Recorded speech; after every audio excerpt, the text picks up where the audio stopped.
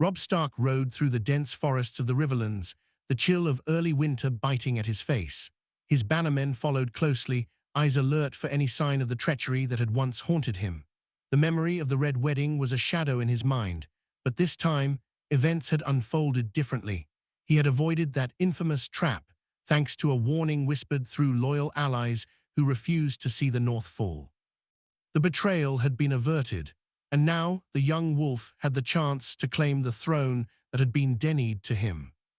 The banners of House Stark fluttered proudly above the Riverlands, a signal that the North was not just alive, it was rising.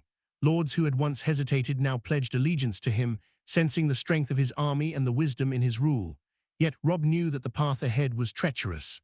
The Iron Throne was a prize soaked in blood, and even now, shadows of doubt lurked behind every smile. The Lannisters, though weakened by internal strife, were far from defeated. Tywin Lannister's ruthless cunning had been curtailed only by circumstance, not by mercy. In the great hall of Riverrun, Robb gathered his closest advisors. His mother, Catelyn, stood by his side, eyes filled with both pride and worry. "The war isn't over, Robb," she said softly. "Winning the battles is one thing, but holding the Seven Kingdoms is another." Robb nodded. "I know, Mother, but we've learned from our mistakes. We've made alliances, strengthened our forces, and most importantly, we've survived the traps that nearly destroyed us." His voice carried the calm determination of a leader who had faced death and emerged stronger. "The North remembers, and Westeros will learn that the wolf does not bow to the lion so easily." Word spread quickly across the kingdoms that Robb Stark had survived the Red Wedding and was marching to claim his birthright. In King's Landing, whispers of this Wolf King reached the ears of Queen Cersei and her remaining allies. Panic and disbelief swept through the Red Keep. The Lannisters had assumed their grip on the throne was unchallenged, but now a new power had risen, one born not of cunning alone, but of honor, loyalty, and vengeance. Robb's strategy was careful and deliberate. He moved like a shadow, striking where his enemies were weakest, forming alliances with houses that had once been enemies, and promising justice for those wronged by the War of the Five Kings. The Starks' reputation for fairness, tempered by the harsh lessons of betrayal, became a weapon almost as sharp as Valyrian steel. But not all welcomed his rise. In the storm-lashed halls of Dragonstone, Stannis Baratheon, still burning with a sense of righteous claim, heard the news. The man who had once been an ally to the North now threatened his own ambitions. "The boy has grown into a king," Stannis muttered, his voice tight with frustration. "If he is not stopped, the Iron Throne will slip from the hands of those who would rule justly, or at least with strength." Back in Riverrun, Robb pondered the future. His siblings, Sansa, Arya, and Bran, were scattered across the lands, each facing their own trials, but the bond of family strengthened his resolve. He knew that the fight for the throne was not just against enemies, it was against the corruption and chaos that had long plagued Westeros. His vision was clear, a realm united under just ruler, one that would remember the North and honor the sacrifices of the fallen. As the sun dipped below the horizon, painting the sky in shades of fire and blood, Robb Stark gazed out over the lands he now sought to rule. The wolf had survived, and with survival came responsibility. Every decision he made from this day forward would shape the fate of Westeros. The true king had arisen, but the question remained, would the kingdoms follow him, or would the shadow of old hatred drag him into another war far bloodier than the first? The journey from Riverrun to King's Landing was both a test of strategy and a trial of patience. Robb Stark had learned that brute force alone could not claim the Iron Throne. He needed intelligence, diplomacy, and when necessary, deception. Along the roads of the Riverlands, his banners flew high, and the common folk greeted him with cautious hope. They had suffered under Lannister rule for years, seen towns burned and families slaughtered, yet here came a Stark who promised justice rather than vengeance. The difference was subtle but powerful. It turned fear into loyalty and loyalty into momentum. Robb knew the importance of perception in politics. To be feared was temporary, to be respected was enduring. As the army advanced, envoys from other houses began to approach, first in trickles, then in streams. Some came to offer allegiance, others to spy, and a few, like House Tully and House Arryn, came with cautious advice. Robb welcomed them all, for each interaction was a chance to test loyalties and sow doubt among his enemies. He had grown since his early campaigns, and the boy who had once been impulsive and reckless had become a commander whose patience and foresight were as sharp as any blade. His advisors noted the change with a mix of pride and wariness, recognizing that survival had tempered him, but they also knew that ambition now drove him in ways that might be dangerous. Meanwhile, news of his approach spread to King's Landing, stirring a mixture of panic and calculation within the Red Keep. Queen Cersei had returned from her journeys to consolidate Lannister power after Tywin's death, but the spectre of Robb Stark unsettled even her cunning mind. She summoned her inner circle, Qyburn, Sir Gregor, and the few loyal lords still left, and laid out the threat. "He has survived what no one should have survived," she said sharply, her eyes glinting with rage. "And now he moves not as a wolf, but as a storm. We cannot wait for him to come to us. We must strike before the North rallies all of Westeros behind him." But Robb's rise was not only a threat to the Lannisters, it shook the ambitions of many others. Stannis Baratheon, the brooding, uncompromising claimant from Dragonstone, saw the wolf's ascent as a direct challenge to his vision of rightful rule. Melisandre, ever watchful, warned that the blood of kings would flow anew if the boy king claimed the Iron Throne. Stannis' soldiers were ready to march, yet he hesitated, for he had learned that the North was a force unlike any other. Robb's army was disciplined, loyal, and fueled by the kind of anger that could not be bought or coerced. Each step toward King's Landing brought him closer to confrontation, but also closer to a fate that could either make him the savior of Westeros or its newest tragedy. Robb's advisors debated the next move as he planned the siege. Tyrion Lannister, who had survived the chaos of his family's downfall, became an unexpected ally. Seeing the potential for redemption in aligning with Robb, Tyrion offered guidance on the politics of King's Landing, the corrupt court, and the fragile alliances that held the city together. He warned that brute force could win battles, but the throne required more subtle manipulation. Robb listened carefully, weighing each word. He was no longer just the Wolf of Winterfell. He was a king in the making, and every decision carried consequences that could ripple across generations. First skirmishes outside King's Landing were small but telling. Robb's forces, moving with precision, intercepted Lannister supply lines and cut off the city's access to reinforcements. The people of King's Landing, long oppressed and fearful, began to whisper about the young Stark who came not to burn the city in hatred, but to restore order. Fires had not yet consumed the streets, but the tension was palpable. The city waited, knowing that when the wolf arrived, it would not be an ordinary siege. Robb's army was disciplined but merciful, taking care not to alienate the civilians whose support would prove crucial once the walls fell. Within the Red Keep, Cersei's strategies grew desperate. She sent assassins to slow the Stark advance, spread false rumors of Robb's death, and even tried to turn Stannis against him. Each attempt failed, some disastrously, as Robb anticipated many of the moves through intelligence networks Tyrion had helped him set up. Robb had learned the cruel lessons of betrayal, and he no longer underestimated the cunning of his enemies. With every failed plot, the morale of the Lannisters crumbled further, while the northern banners swelled with determination and hope. Yet victory was not assured. As Robb pressed closer to King's Landing, he found himself negotiating the treacherous waters of alliances that were as dangerous as any battlefield. Houses once loyal to the Lannisters hesitated, calculating whether the Stark claim would serve them better. Some sought to betray him. But he countered each attempt with a combination of shrewd diplomacy and subtle intimidation. He had become a ruler who understood that fear could bend the will of men, but respect could hold it in place.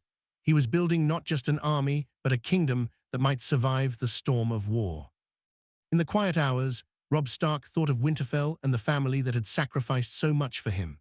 Sansa had endured the cruelty of King's Landing herself, Arya had grown sharper and more cunning, and Bran's visions had shown him the interconnected fates of Westeros. Each of their struggles reminded him why he fought, not for glory, not for revenge, but for a future where their house would endure, and where the North's honor would be acknowledged across the Seven Kingdoms. As the sun rose over the horizon, casting a golden light over the distant city walls, Robb Stark knew that the true test of his reign was only beginning.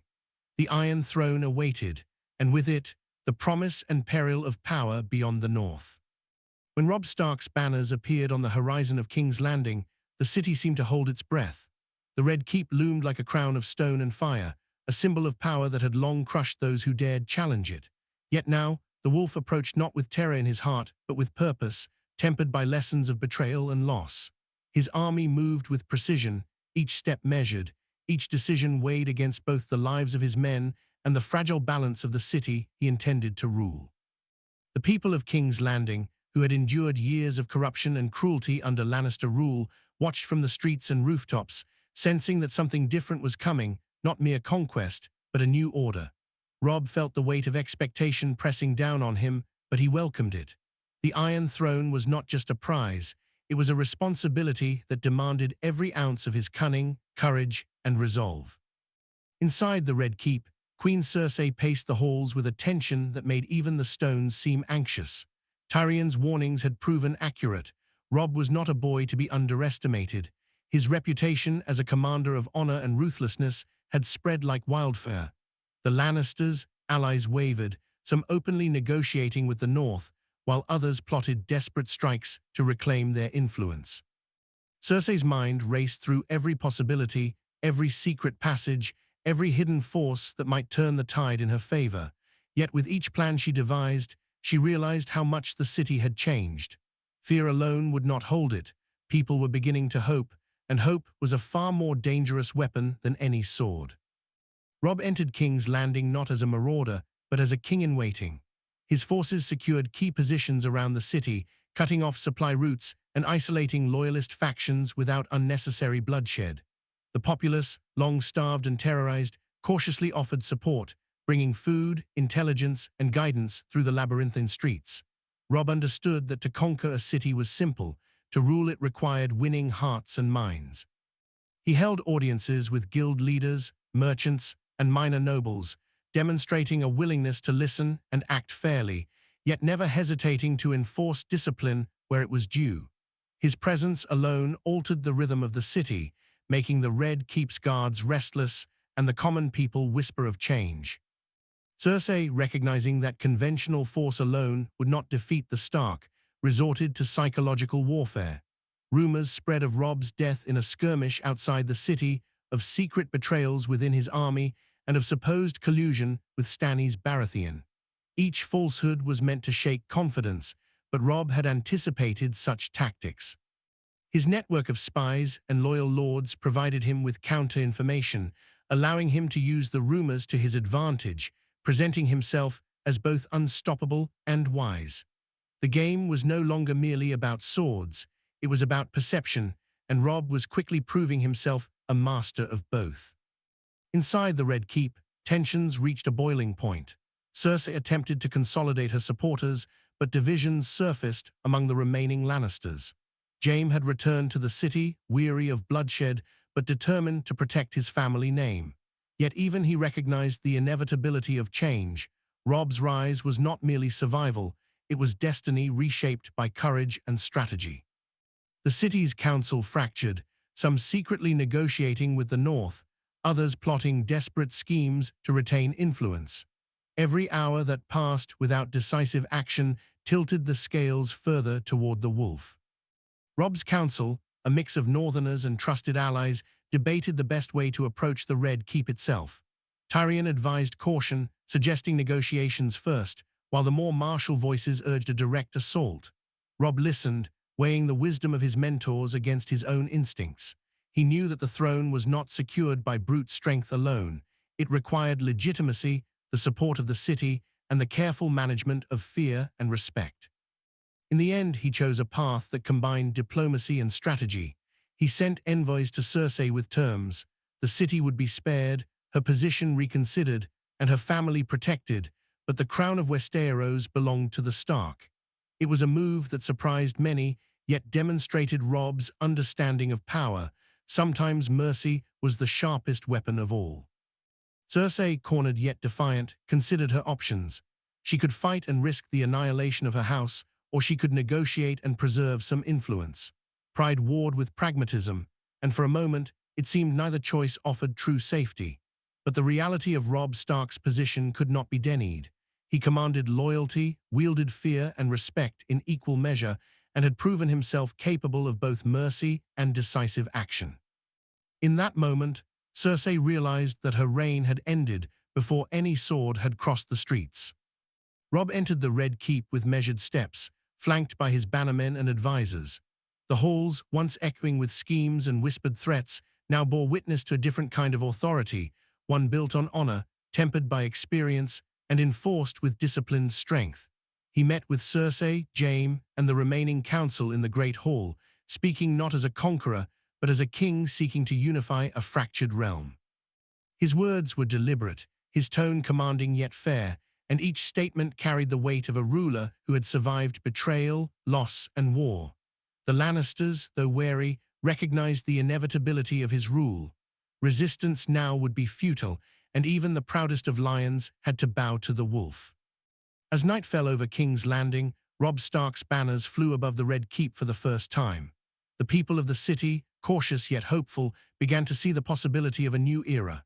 The wolf had entered the lion's den, not to destroy, but to claim what destiny had delayed. Yet Robb knew that securing the throne was only the beginning. Alliances had to be maintained, enemies placated, and the scars of war healed. The Seven Kingdoms had been through fire and blood, and while one battle was won, the war for unity, justice, and peace was just beginning. The true test of the Wolf King would come not on the battlefield, but in the hearts and minds of the people he now ruled, and in the treacherous whispers that never ceased even under the safest roofs. The first months of Robb Stark's reign were far from easy, despite the banners of the North flying above the Red Keep.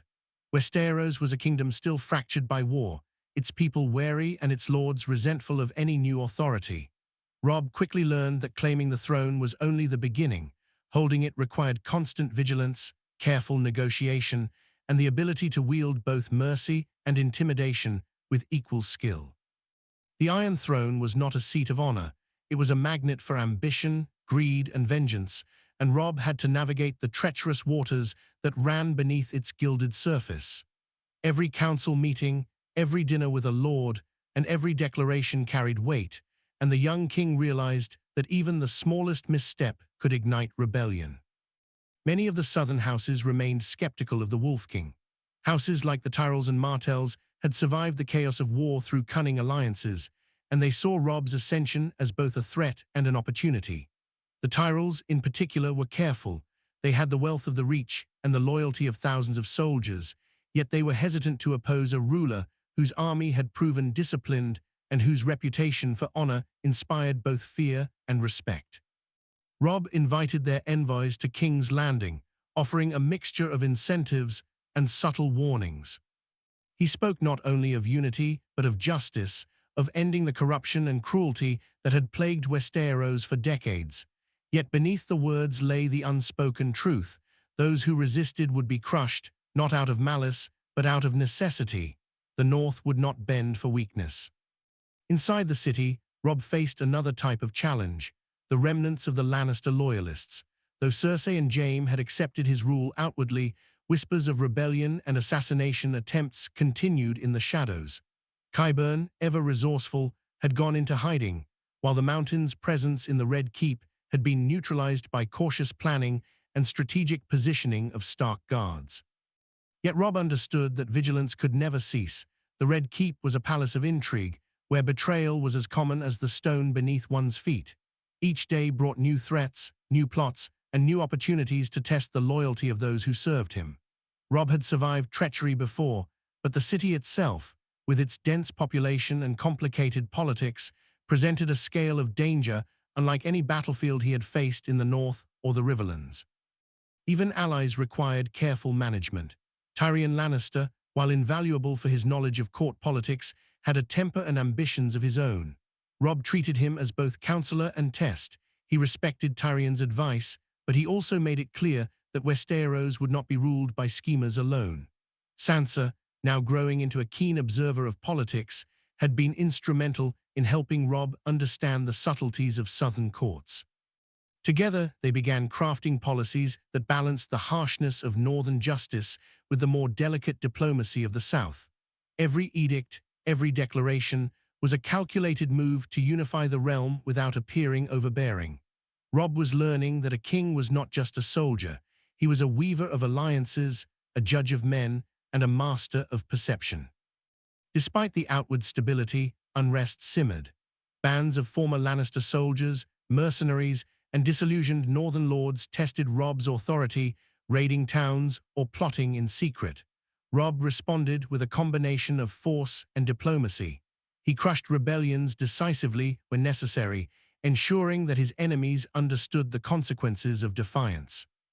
But he also offered pardons and positions of influence to those willing to switch allegiance, demonstrating that loyalty could be rewarded as much as treachery was punished. Slowly, the kingdoms began to see the benefits of his rule: stability, fairness, and protection from the arbitrary cruelty that had defined previous reigns. Yet Robb could not ignore the looming threat from beyond Westeros. Across the narrow sea, the Targaryen heirs had not been idle. Rumors reached King's Landing that dragons might return, that armies loyal to Daenerys were gathering, and that the fragile peace Robb had established could be shattered by fire and blood from afar. The young king understood that his position was not merely a contest of swords and loyalty within the Seven Kingdoms. It was a gamble against forces that could arrive suddenly and decisively, capable of annihilating all that he had worked to build. He began preparations, sending envoys to potential allies and secretly fortifying key positions, knowing that foresight could mean the difference between survival and extinction. Meanwhile, the North remained vigilant. Houses like Stark and Umber, whose loyalty had been uncertain in the past, now looked to Robb not only as a king, but as a symbol of northern pride and resilience. He communicated with them regularly, ensuring that the North would remain a solid foundation beneath his throne. Yet even here, challenges persisted. Some lords resented the increasing influence of southern advisors like Tyrion and Sansa, fearing that northern identity and traditions would be diluted in the pursuit of unity. Robb walked a delicate line, reaffirming northern customs and values while reminding all that a divided kingdom was a weak kingdom. Every decision had consequences, and he was learning that ruling was far more exhausting and complex than waging war. In the midst of these trials, Robb found moments of reflection. He thought often of those lost at the Red Wedding, of his father and mother, and of the countless lives that had been sacrificed in the pursuit of justice and honor. Their memory was a constant guide, shaping his choices and reminding him that the throne he now occupied was not merely a seat of power, it was a mantle of responsibility. He moved through the city, observing markets, speaking with citizens, and listening to grievances, understanding that the loyalty of the common people could sustain a kingdom far more effectively than fear or gold alone. Each interaction strengthened his resolve, forging him into a ruler who balanced compassion with the cold steel of authority. By the end of his first year on the throne, Robb Stark had transformed from the boy who rode south to avenge his family into a king capable of navigating the deadly currents of Westerosi politics. The Iron Throne, once a distant dream, was now firmly his, but it came with burdens heavier than any sword. Every lord, every advisor, and every citizen had a stake in his decisions, and every misstep could ignite fires that would consume all he had built. Yet the wolf thrived on challenges. Robb understood that the kingdom would test him endlessly, that enemies lurked in every shadow, and that the fragile alliances he had formed could unravel at any moment. And still, with every calculated step, he moved forward, determined to ensure that the North would be remembered, that justice would prevail, and that the throne of Westeros would be held by a king who survived betrayal not through luck, but through wisdom, courage, and the unyielding strength of the wolf. The summer had barely warmed Westeros when troubling news arrived at the Red Keep. Scouts from the Vale and the Narrow Sea reported unusual activity, ships with unfamiliar banners, armies gathering beyond the horizon, and rumors that a Targaryen heir sought to reclaim the Iron Throne. Robb Stark listened carefully as the envoys spoke, his sharp mind piecing together the fragments of information with the precision of a master strategist. This was the first true test of his reign, the kind that no advisor, no ally, and no northern tradition could fully prepare him for.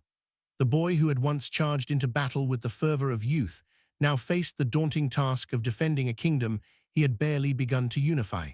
His mind raced through potential alliances, tactical advantages, and the vulnerabilities of the southern lords who might waver under pressure. The news struck fear into some of the newly sworn houses, particularly those of the south.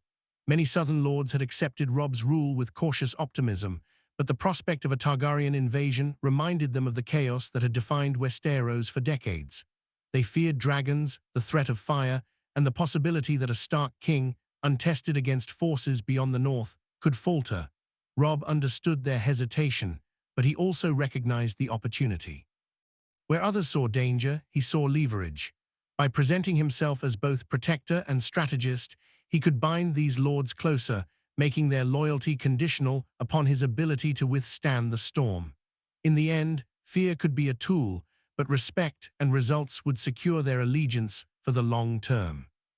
Robb began mobilizing his forces immediately, sending orders to northern commanders and loyal southern houses. He fortified key positions along the coasts, placed watchtowers to monitor incoming fleets, and stationed scouts to track movements beyond the horizon. His army, disciplined and loyal, moved like a single entity, each unit aware of its role in a larger strategy. Yet Robb knew that preparation alone would not be enough. He needed information, diplomacy, and the element of surprise. The lessons from his near death at the Red Wedding had taught him that timing and intelligence could turn a hopeless situation into a decisive victory. Meanwhile, within King's Landing, the political game intensified. Many of the Lannister loyalists, previously cowed by Robb's mercy, saw an opportunity in the looming threat. Some proposed secret negotiations with the Targaryen forces, hoping to reclaim influence or even partial control of the city. Others sought to undermine Robb from within, spreading rumors of weakness and questioning his ability to command the Seven Kingdoms in the face of foreign danger.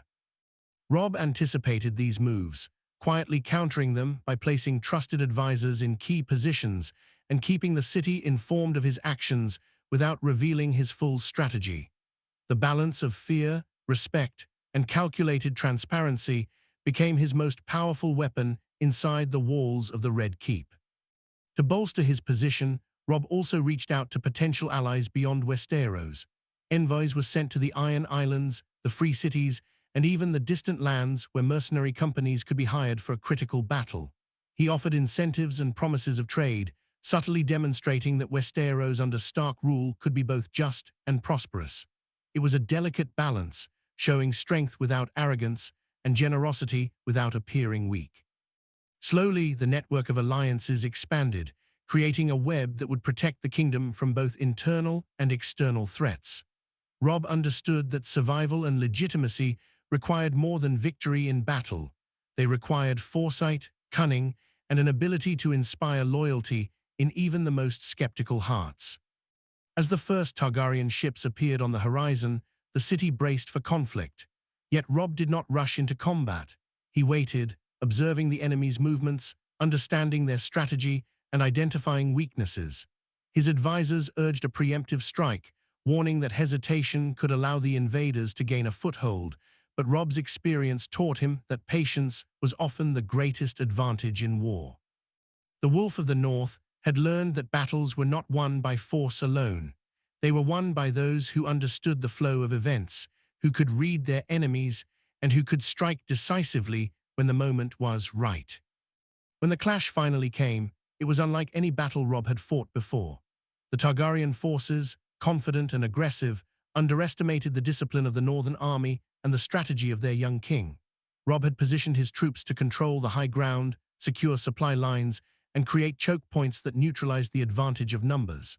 Cavalry and infantry moved in synchrony, archers rained precise volleys, and siege engines disrupted enemy formations before they could fully engage. The battle, though fierce, was orchestrated with a precision that left even seasoned commanders in awe. Robb's ability to anticipate his enemy's moves, combined with his steadfast leadership, turned what could have been a devastating invasion into a carefully managed victory that preserved both his army and the city. After the battle, the consequences of his victory rippled throughout Westeros. Houses that had doubted him now pledged unwavering loyalty, impressed not only by his military skill, but also by his ability to maintain order and protect the population. The Targaryen threat, though temporarily repelled, served as a reminder that Westeros remained a kingdom of constant challenges, where kingship demanded vigilance, wisdom, and courage. Robb met with his advisors to plan the next steps, ensuring that the kingdom would not remain vulnerable to future attacks. Every decision now carried the weight of precedent, shaping the perception of his reign for years to come. Despite the triumph, Robb knew the war for legitimacy was far from over. The victory secured his rule, but it also drew attention to the Wolf King, making him a target for those still loyal to old powers or hungry for influence. Assassins, spies, and schemers would continue to test his strength, both within King's Landing and across the Seven Kingdoms. Robb welcomed the challenge. He had survived betrayal, loss, and near death before. Now he faced threats as a king, and each challenge hardened his resolve. His vision of a united Westeros, led by a just and strategic ruler, was within reach, but he understood that peace would always be fragile in a land where ambition, fear, and history collided in endless cycles of blood and power. By the end of the campaign, Robb Stark had proven that he was not merely a survivor of the Red Wedding, but a king capable of facing threats that dwarfed even the cruelty of the past. Westeros, scarred by war and distrust, began to see the possibility of order, justice, and stability under his rule. Yet Robb knew that every victory came with its costs, and every moment of peace was temporary in a kingdom where dragons, ambition, and treachery waited for the slightest misstep. The wolf had survived the past, mastered the present, and now stood ready to shape the future, determined that the Seven Kingdoms would remember not only his strength, but his wisdom, courage, and the unwavering honor of House Stark. Even as the threat from the Targaryens was pushed back, Robb Stark quickly realized that external enemies were not the only danger to his reign. Within Westeros, resentment simmered among lords who had pledged loyalty out of fear rather than conviction. The southern houses, in particular, were wary of a king from the north, a boy who had claimed the Iron Throne not by birthright, but by survival, cunning, and force. Many whispered behind closed doors that the wolf's rule was temporary, that it was only a matter of time before a Lannister, a Martell, or another ambitious southern lord seized power once more. Robb understood that the real challenge was political, not martial.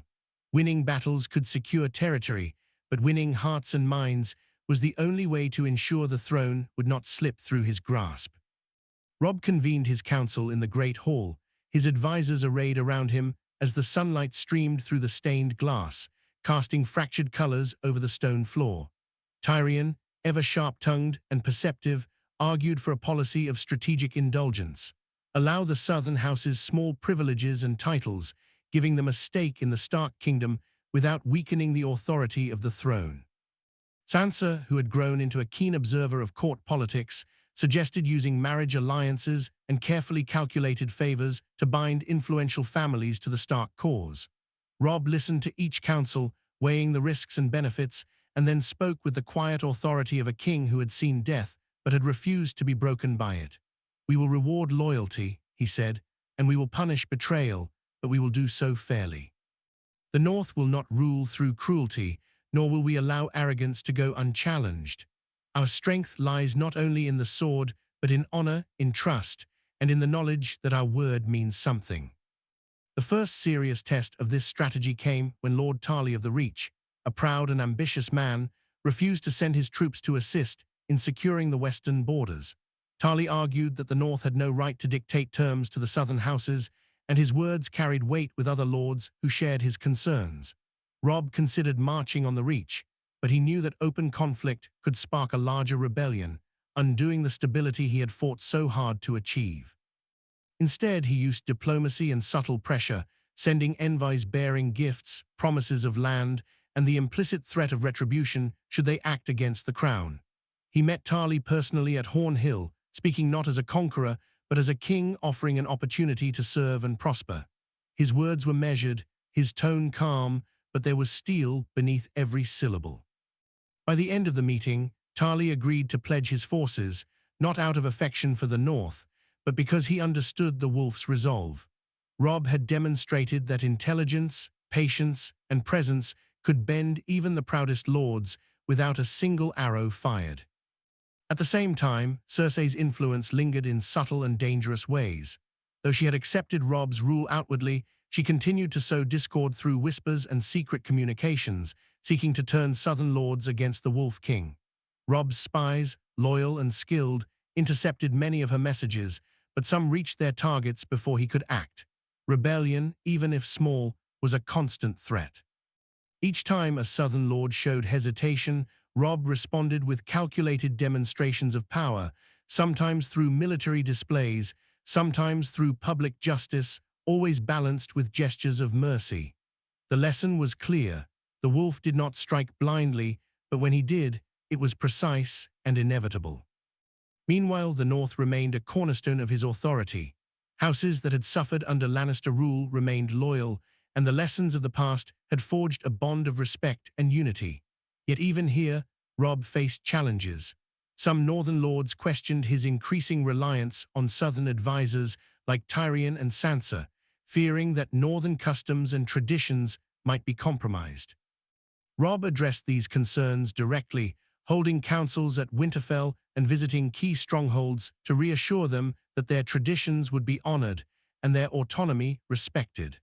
By balancing southern influence with northern identity, he prevented division and strengthened the foundation of his rule. The political landscape grew even more complicated, with rumors of mercenary companies assembling in Essos, ready to sell their swords to the highest bidder. Robb's advisors debated whether to strike preemptively or to wait, but Robb, ever strategic, saw an opportunity. He reached out through secret channels, offering employment and land to those willing to serve the crown. By turning potential threats into assets, he strengthened his military while weakening the possibility of rebellion.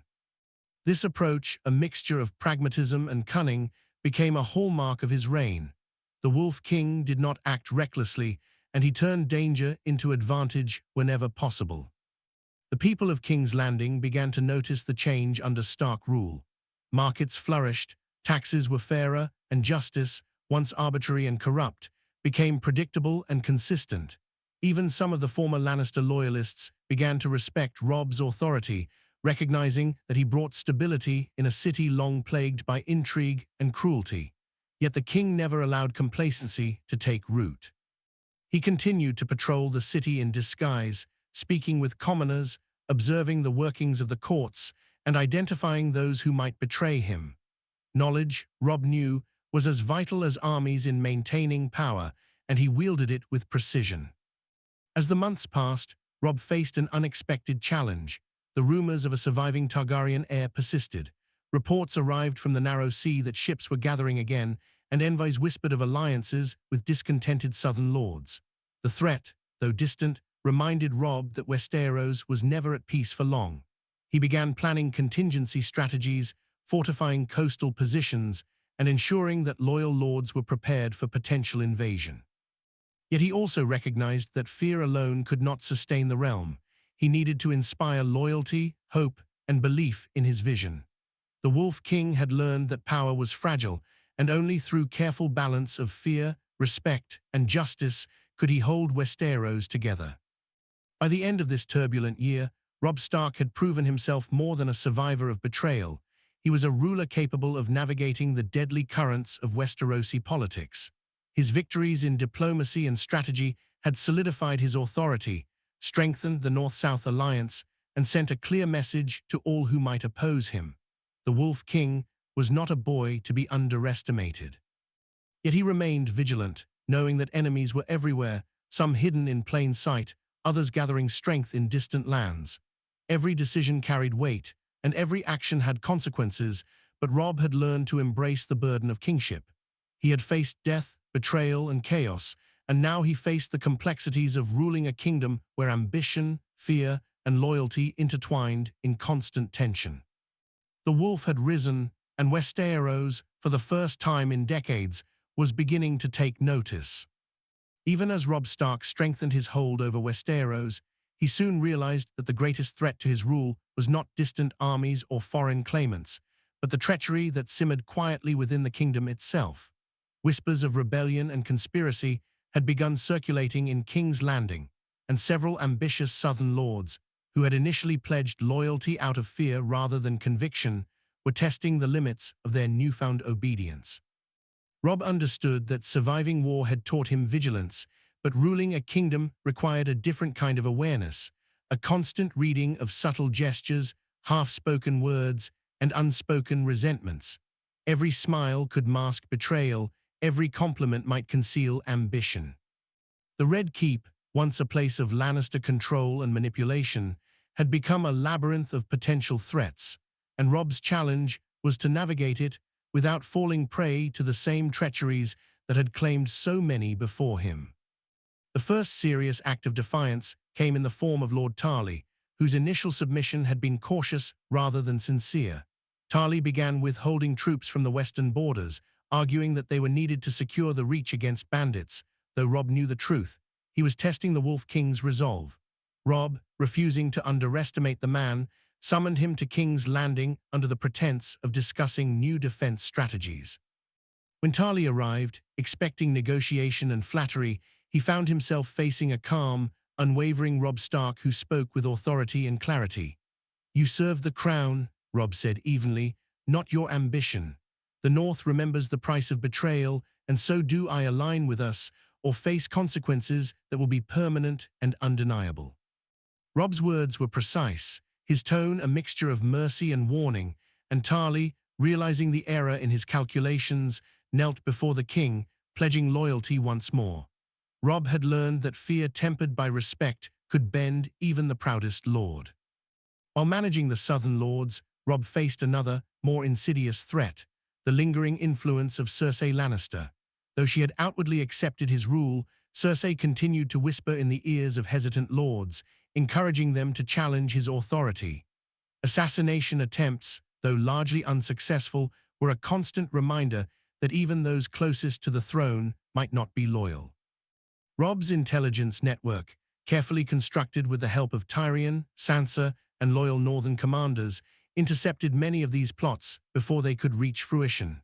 Each discovered plot was not only neutralized but used strategically, a demonstration of power, a subtle reminder to all in the Red Keep that the Wolf King saw and knew more than anyone dared to believe. Even as he quashed rebellions and uncovered plots, Robb understood that ruling Westeros demanded more than strength, it demanded vision. He convened councils with advisors from every corner of the realm, listening carefully to grievances, addressing injustices, and issuing decrees that balanced justice with pragmatism. Markets were regulated to prevent starvation, trade routes were secured, and tax policies were designed to reward loyalty while punishing corruption. Robb knew that the loyalty of common people could sustain a king far more effectively than fear of punishment alone. Slowly, his rule began to inspire hope, even in regions that had been skeptical of a northern king. Amid the political tension, Robb also focused on the internal stability of his own family. Sansa had become an astute political operator, her keen mind helping to navigate the intricacies of southern courts, while Arya remained fiercely loyal, her skills in reconnaissance and subtle combat invaluable in detecting threats before they could materialize. Bran, though distant, offered counsel through his visions, providing insight into potential dangers and the movements of enemies across Westeros. Robb relied on each of his siblings, understanding that his strength as king was magnified by the capabilities of his family. Together, they formed a network that combined political acumen, intelligence, and martial skill, a combination that few could rival. The tension within King's Landing reached a climax when a coalition of discontented southern lords conspired to depose Robb Stark, believing that his northern origin made him unfit to rule. They planned to assassinate key advisors, incite riots in the city, and force the king into a desperate battle. Yet Robb, ever perceptive, discovered the conspiracy in its earliest stages. Instead of responding with immediate violence, he orchestrated a series of subtle maneuvers, carefully timed inspections of the city, strategic placement of loyal troops, and the use of spies to spread misinformation among the conspirators. When the rebellion finally attempted to strike, they found themselves outmaneuvered at every turn, their forces intercepted, their plans unraveling, and their leaders captured without unnecessary bloodshed. Robb's restraint, combined with his decisiveness, sent a clear message. Treachery would be met with precision, but loyalty would always be rewarded. The handling of the rebellion solidified Robb's reputation across Westeros. Lords who had doubted him now recognized not only his strength as a warrior, but his brilliance as a ruler. His ability to anticipate threats, manage allies, and respond to betrayal with a combination of mercy and severity made him both respected and feared. Even Cersei, observing from her distant exile, could not deny that the Wolf King had become a formidable ruler, capable of maintaining order in a kingdom long accustomed to chaos. Yet Robb knew that vigilance could never cease. Westeros had long been a land of shifting allegiances, and even the most loyal allies could falter if presented with temptation or fear.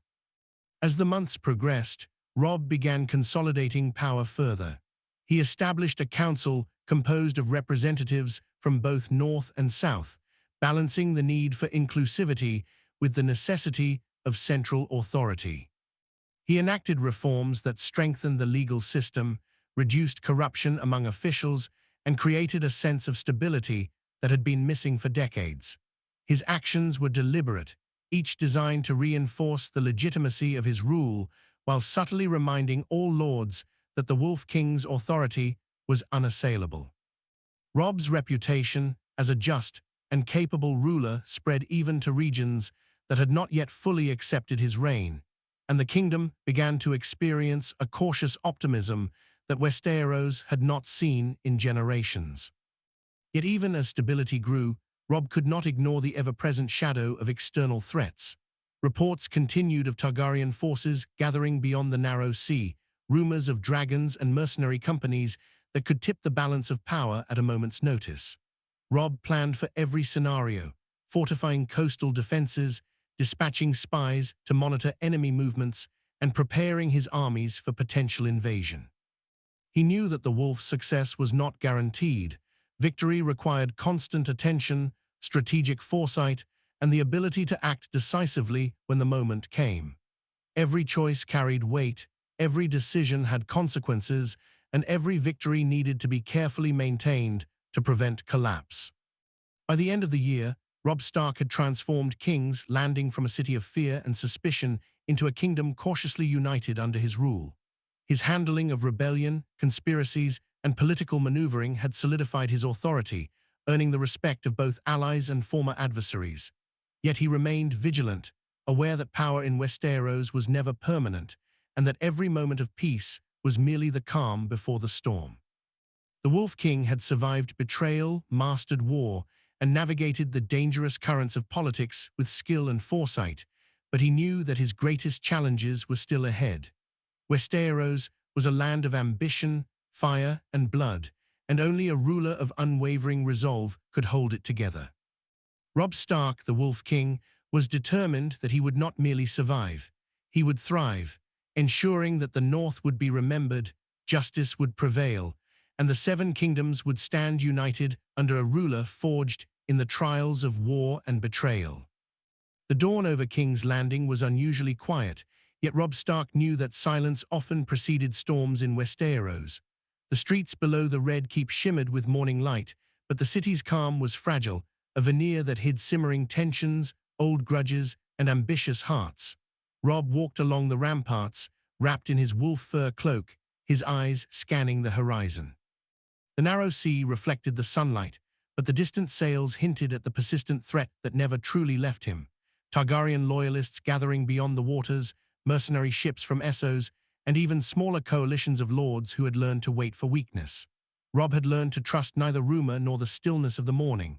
He understood that power in Westeros was a living, breathing thing, constantly shifting and testing those who held it. Inside the Red Keep, the council convened in anticipation of a report from scouts and spies sent to the distant reaches of the kingdom. Tyrion, with his usual sharp wit, presented intelligence on the growing unrest in the Riverlands and the subtle murmurs of rebellion from some southern lords who still chafed under northern rule. "They think patience is weakness," Tyrion said quietly, "but patience, my king, is your greatest weapon. Strike too soon, and you play into their expectations. Let them reveal themselves, and the trap becomes theirs, not yours." Sansa, seated nearby, nodded in agreement. Her calm, calculating voice added, "We must also show strength in subtle ways. Small victories, public demonstrations of justice, and careful acts of generosity will remind the people who truly rules and why it matters. Robb absorbed their counsel, knowing that leadership required not only foresight, but the ability to act with timing that could decide the fate of kingdoms. The Wolf King's first act of the day was a visit to the city's markets. Disguised in simple clothes, he walked among the people, listening to complaints, observing merchants, and watching the nervous exchanges between citizens and the city guards. The Northern Army maintained its disciplined positions nearby, but Robb wanted to see for himself how his rule was perceived. He noted subtle signs of unrest, a group of southern nobles whispering too closely together, a few guards whose loyalties seemed hesitant. Yet he also saw hope in the faces of children who stared up at him in awe, mothers who nodded respectfully, and elders who offered quiet thanks for stability in a city that had known little of it. Every step reinforced what he already suspected. Ruling Westeros required more than military might. It demanded connection, presence, and the ability to inspire loyalty beyond fear. That evening, a messenger arrived with troubling news. A contingent of Targaryen ships had been spotted along the western coast, far closer than expected. Reports indicated that these forces were being joined by discontented lords from the Reach, eager to reclaim influence and test the Wolf King's resolve.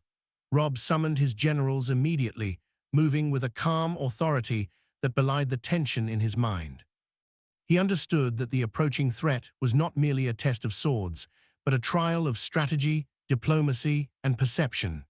The Southern Lords would be watching every move, and the people of Westeros would judge his actions not only for their effectiveness, but for the sense of justice they conveyed. Robb divided his forces strategically, assigning northern bannermen to fortify key positions, while dispatching Tyrion and Arya to infiltrate and gather intelligence among the southern nobles. Sansa, with her unmatched skill in subtle diplomacy, was tasked with reinforcing alliances with loyal houses, ensuring that potential defectors saw more advantage in loyalty than rebellion. Robb himself remained in the Red Keep, directing operations, weighing reports, and considering every possible scenario. He knew that hesitation could be fatal, yet reckless action could undo all the unity he had fought so hard to achieve. Leadership, he understood, was a balance of patience, decisiveness, and awareness, qualities that had once been foreign to the boy who fled the Red Wedding, but were now second nature to the Wolf King. In the days that followed, tension in the city mounted.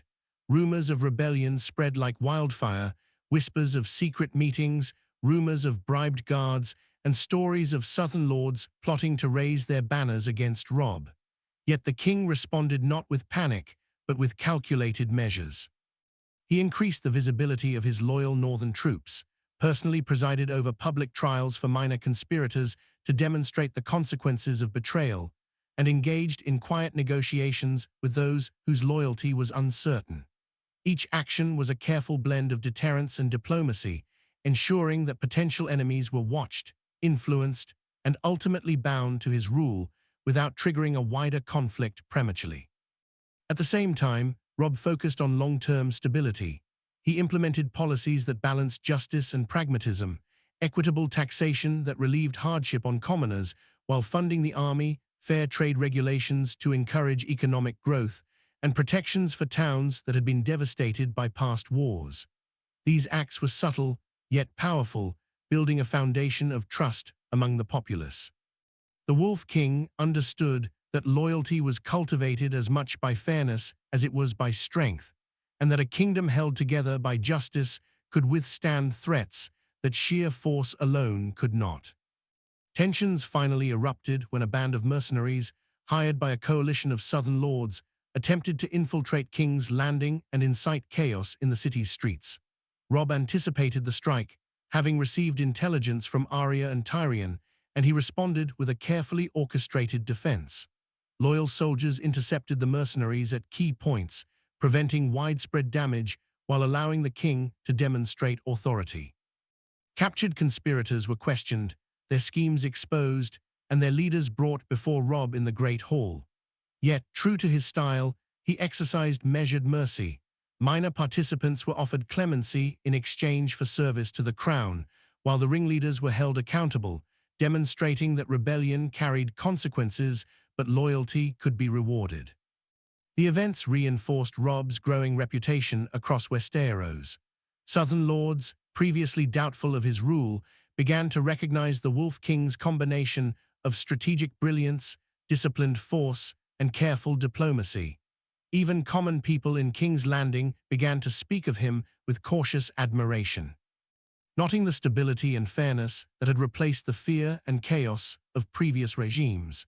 Yet Robb understood that this was only the beginning. Westeros remained a land of ambition, fire, and shifting allegiances, where every victory was temporary and every day carried the potential for betrayal or war.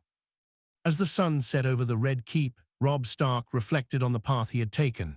From the boy who had ridden south seeking vengeance, he had become a king who navigated the treacherous currents of politics, military strategy, and human ambition.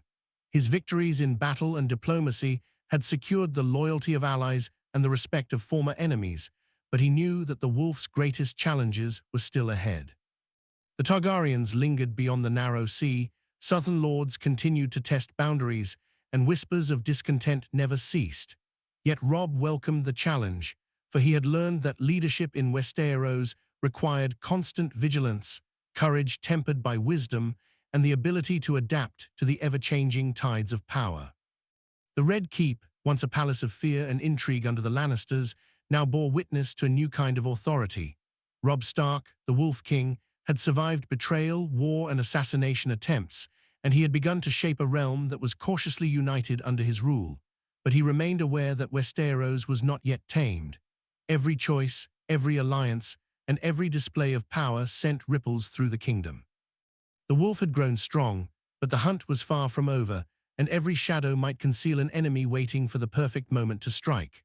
Robb knew that to remain king, to ensure the legacy of House Stark, he would need to continue walking the narrow path between mercy and severity, patience and action, fear and respect, a path where one misstep could unravel all he had fought to achieve.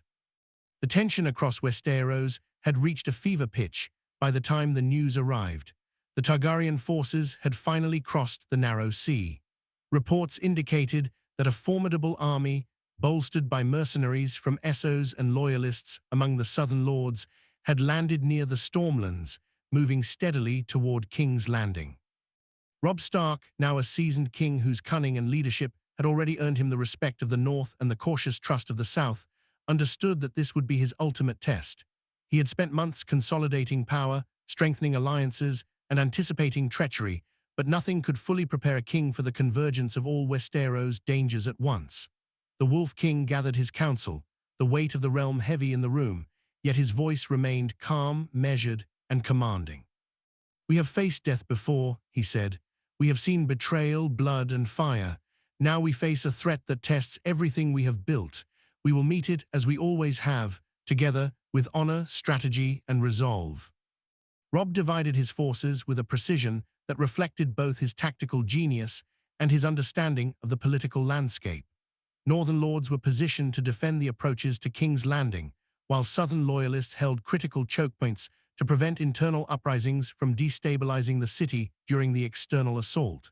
Tyrion oversaw intelligence operations, intercepting communications, and spreading misinformation among the Targaryen forces to slow their advance. Arya moved through the shadows, identifying spies and neutralizing sabotage attempts before they could ignite panic. Sansa maintained diplomatic pressure on hesitant southern houses, ensuring that wavering lords recognized the consequences of rebellion and the benefits of loyalty. Robb's strategy was multifaceted. He combined military preparedness, intelligence, diplomacy, and psychological warfare, ensuring that every advantage, however small, was exploited to the fullest. When the first wave of the Targaryen army reached the outskirts of King's Landing, Robb's preparations were complete. The battlefield was meticulously chosen, with high ground secured for archers and defensive fortifications carefully positioned to channel the enemy into narrow corridors. Siege engines and trebuchets were ready, capable of inflicting devastating damage on both infantry and cavalry. Robb's army, disciplined and loyal, stood as a single unit, each soldier aware of his role in the larger strategy. The Targaryen forces, confident in their numbers and eager to reclaim the throne, charged forward, only to encounter the combined power of preparation, intelligence, and unyielding resolve.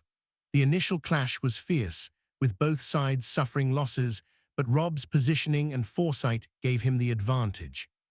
In the midst of battle, Robb proved that he was not just a commander, but a leader who inspired his men with courage and purpose. Riding at the forefront of his cavalry, he demonstrated personal bravery, reinforcing the loyalty and morale of his troops. Northern banners, flying high in the wind, struck fear into the hearts of the enemy, while the disciplined volleys of archers and the devastating impact of strategic charges dismantled the momentum of the Targaryen forces. Tyrion's misinformation campaign sowed confusion among the enemy ranks, causing hesitation and miscommunication that Robb exploited ruthlessly. Arya's covert operations neutralized critical threats behind the lines, ensuring that sabotage and assassination attempts failed.